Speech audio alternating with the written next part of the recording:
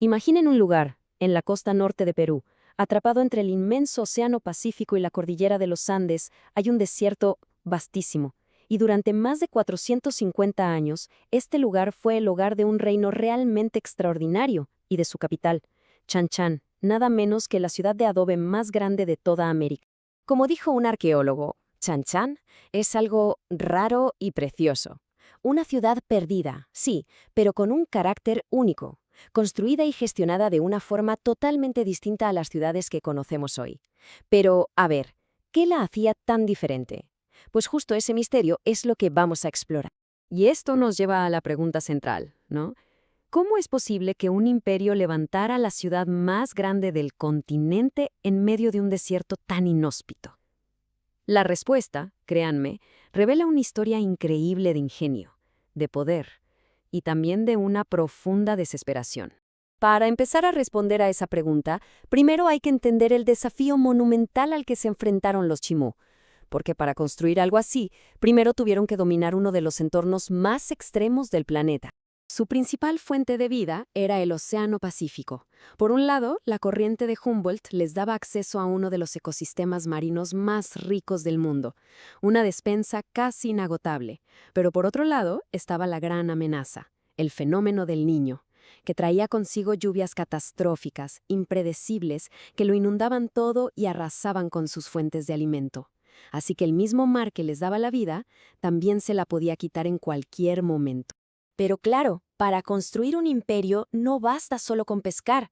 Tenían que hacer lo que parecía imposible, conquistar el desierto.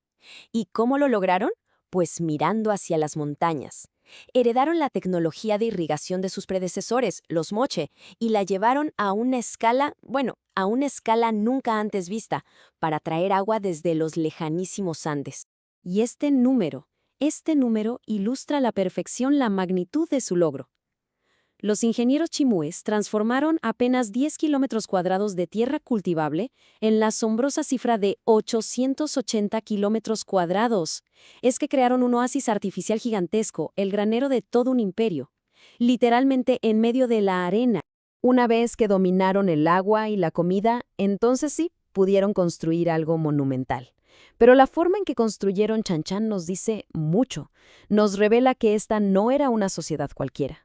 Su propia arquitectura nos cuenta la historia de una civilización súper rígida, muy estructurada, un verdadero imperio de muros. Y aquí vemos la clave de su organización social, una división tajante. Por un lado, una élite gobernante, que era apenas el 10% de la población, pero que lo controlaba absolutamente todo. Y por otro, una inmensa mayoría, el 90%, formada por artesanos y agricultores que básicamente vivían para servir a esa élite. El contraste era brutal. La élite vivía recluida en 10 palacios amurallados espectaculares, controlando toda la riqueza, organizando ceremonias. Mientras tanto, fuera, en barrios apretadísimos entre los muros de esos palacios, vivía el pueblo, artesanos y agricultores muy cualificados que intercambiaban su trabajo por comida y protección. Era una relación de dependencia, sí, pero con una separación física total. Esta jerarquía tan estricta se sostenía, como no, sobre un sistema de creencias muy complejo. Para entender de verdad a los Chimú, tenemos que adentrarnos en su mundo, en sus dioses, sus objetos sagrados y los rituales a veces desesperados que llevaban a cabo. Y aquí viene algo sorprendente. El objeto más valioso del imperio no era el oro ni la plata, sino la concha de Spondylus. La traían desde las aguas cálidas de lo que hoy es Ecuador, y creían que era, literalmente, el alimento de los dioses.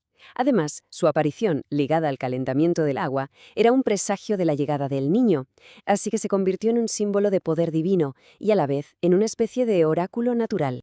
Pero, ¿qué pasaba cuando los presagios se cumplían y los dioses parecían furiosos? Cuando las lluvias del Niño amenazaban con destruirlo todo, los Chimú recurrían a una ofrenda, la ofrenda definitiva. La evidencia arqueológica, la verdad, es escalofriante. En un lugar cercano, después de que un vecino avisara de algo terrible, los arqueólogos encontraron los restos de docenas de niños. El análisis reveló que les habían cortado el esternón, seguramente para extraerles el corazón, y todo el yacimiento estaba cubierto por una capa de lodo muy gruesa. la prueba de una inundación masiva. Había sido un sacrificio ritual, una ofrenda desesperada a su diosa del mar para que detuviera las lluvias. Un acto tan extremo nos lleva directamente al motor que impulsaba a este imperio, a un sistema político y económico muy particular que explica la extraña estructura de Chanchan, con sus 10 palacios, y la expansión constante del reino. El concepto clave aquí es el de herencia dividida. A ver, ¿qué es esto? Pues es un sistema en el que cuando un rey moría, su sucesor heredaba el título y el poder. Sí, pero, y esto es fundamental, no heredaba la riqueza. El palacio del rey muerto se convertía en su tumba, en su mausoleo, y todos sus tesoros se enterraban con él. Y este ciclo lo explica todo. Moría un rey y su palacio y su fortuna se convertían en su tumba. El nuevo rey heredaba el poder, pero empezaba de cero, sin un tesoro con el que gobernar. Su única opción era conquistar, expandir el imperio para conseguir su propia riqueza y construir su propio palacio. ¿El resultado? Los 10 palacios que hay en Chanchan. Este sistema convirtió a cada nuevo rey, por pura necesidad, en un conquistador. Pero claro, un sistema tan agresivo no podía durar para siempre. A pesar de todo su poder, el imperio Chimú tuvo un colapso muy rápido, y hoy en día, su increíble legado se enfrenta a amenazas constantes. Hacia el año 1470, un nuevo poder formidable surgió de los Andes, el Imperio Inca, y fueron más astutos que violentos. En lugar de atacar de frente las murallas de Chanchan, atacaron su punto más débil, destruyeron los canales de irrigación, cortaron el agua y, con ello, estrangularon el corazón del imperio del desierto. Después de la conquista inca llegó la española, y en el siglo XVI, y con ella, siglos de saqueo. No fue hasta 1986 que Chanchan recibió el estatus de Patrimonio de la Humanidad por la UNESCO, pero su lucha por sobrevivir, desde luego, no ha terminado. Hoy en día las amenazas son principalmente dos. Por un lado, el cambio climático, que hace que las tormentas del Niño, las que tanto temían los Chimú, sean cada vez más fuertes y erosionen sus muros de barro.